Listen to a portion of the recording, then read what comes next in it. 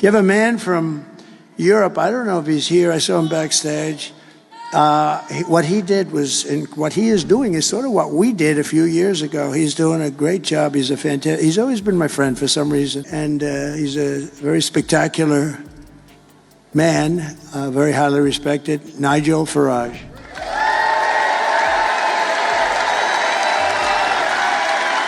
He liked me, I liked him, and he's shaking it up pretty good over there.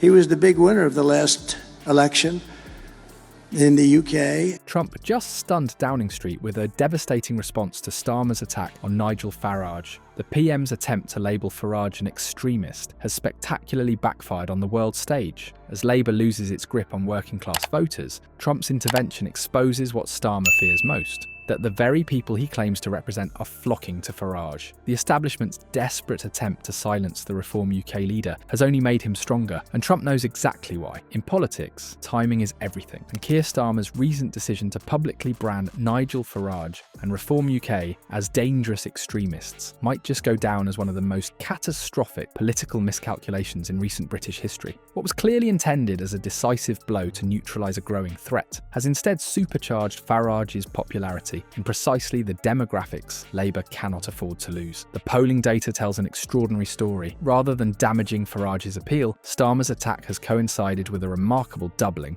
of Reform UK's support in key working-class constituencies across the Midlands and Northern England, traditional Labour heartlands. In Hartlepool alone, Reform's polling jumped from 12% to 24% in just 2 weeks following Starmer's comments. This isn't just a minor fluctuation, it's a seismic shift that threatens Labour's electoral strategy. But why would attacking Farage backfire so spectacularly? The answer lies in the peculiar psychology of anti-establishment politics. When political elites publicly condemn populist figures, attacked by Russia, will you come to their aid? If the British people are in Ukraine and they get attacked, I've always found about the British, they don't need much help. They can take care of themselves very well. But if they need help, I'll always be with the British, okay? I'll always be with them. But they don't need help. You look at their career, you have done very well over the years, haven't you? You know what? No, it sounds like it's evasive, but it's not evasive.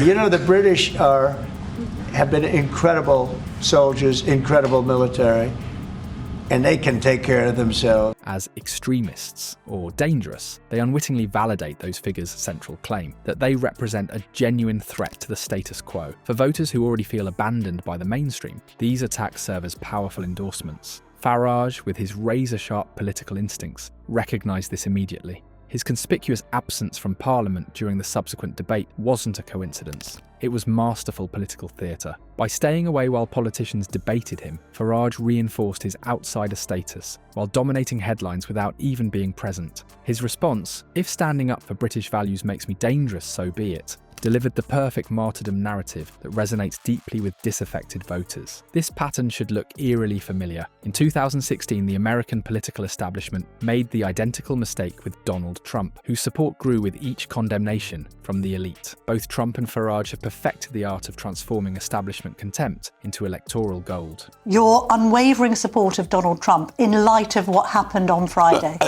Clearly it was uncomfortable, the scenes on Friday. Nigel said it's regrettable. It was.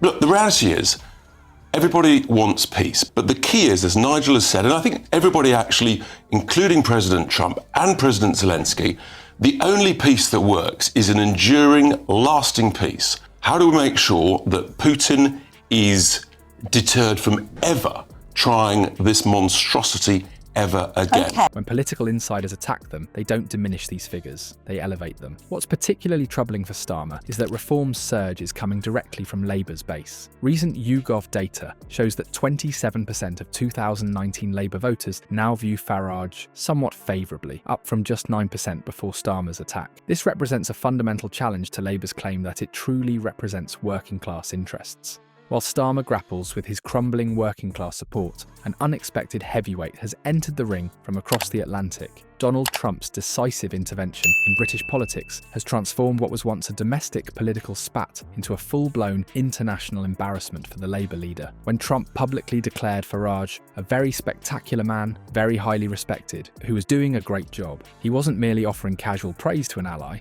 he was deliberately exposing Starmer's fundamental weakness on the world stage. Trump's endorsement represents something unprecedented.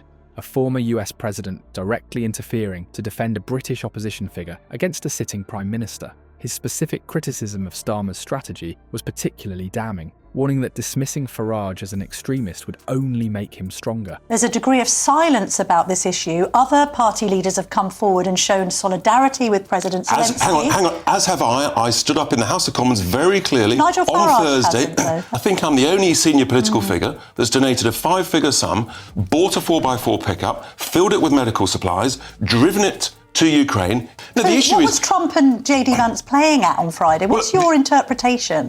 as I've just said, you want to have these negotiations behind closed doors. A lesson Trump knows intimately from his own political journey. This intervention carries extra weight because it comes from someone who has repeatedly defied and defeated political establishments using the exact playbook Starmer is now foolishly attempting. The Trump-Farage alliance isn't new, but it's reaching new heights of influence. Trump previously praised Farage for his pivotal role in Brexit, describing him as a key figure in Britain's fight for independence from the European Union. This long-standing relationship has consistently boosted Farage's credibility, transforming him from what critics once dismissed as a fringe figure into a legitimate global political player with serious international backing. What's particularly concerning for Starmer is how this alliance creates a powerful narrative of global populist resistance against political elites. Trump's intervention validates the central argument that Farage has been making all along, that establishment figures like Starmer are fundamentally disconnected from ordinary people's concerns. The visible discomfort Starmer displayed when questioned about Trump's comments reveals his fear that he's rapidly losing control of the political narrative. This Trump-Farage dynamic creates what political analysts are calling the perfect populist storm. It positions Starmer in the unenviable role of the embodiment of an out-of-touch political class, precisely the caricature that has proven so electorally devastating for establishment figures worldwide. Every time Starmer attempts to dismiss Farage, he inadvertently strengthens the very narrative that is eroding his support. What we're witnessing is the fundamental paradox of modern political strategy. Starmer's calculated attempt to neutralize Farage has instead created an electoral Frankenstein's monster, one with growing appeal among Labour's traditional working-class base.